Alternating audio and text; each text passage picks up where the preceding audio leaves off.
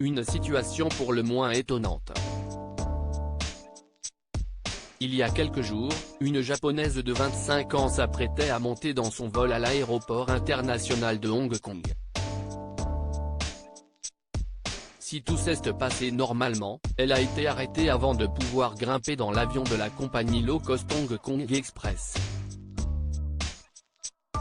Comme le rapporte le Wall Street Journal, le personnel de bord lui a alors demandé de passer une évaluation pour savoir si elle était apte à voler,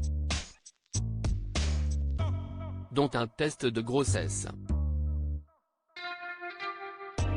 C'était très humiliant et frustrant, a raconté Midori Nishida au journal américain, encore sous le choc de cette demande incongrue. Elle a ajouté que la compagnie aérienne lui avait assuré que le test de grossesse était exigé pour les femmes qui avaient une taille ou une forme ressemblant à celle d'une femme enceinte. Elle a ensuite été escortée aux toilettes par le personnel et a subi un test de grossesse, jusqu'à ce qu'il se révèle négatif. Midori Nishida n'avait pas le droit de monter à bord de l'avion. Une fois le résultat clair, la japonaise a pu embarquer. Après cet incident, la compagnie aérienne a déclaré qu'elle avait immédiatement suspendu la pratique de contrôle de grossesse après l'incident. Nous aimerions nous excuser pour la détresse causée, a déclaré un porte-parole à CNN. Nous avons pris des mesures sur les vols à destination de Saipan, dans les îles Mariannes du Nord, note de la rédaction, à partir de février 2019 pour nous assurer que les lois américaines sur l'immigration ne seraient pas compromises.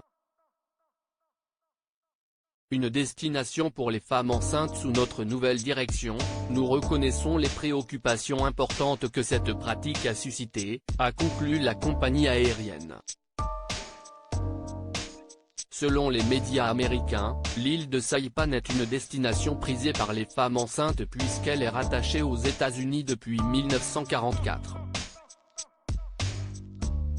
De nombreuses futures mamans s'y rendraient afin de donner naissance à leur bébé et qu'ils puissent être de nationalité américaine, en vertu du droit du sol.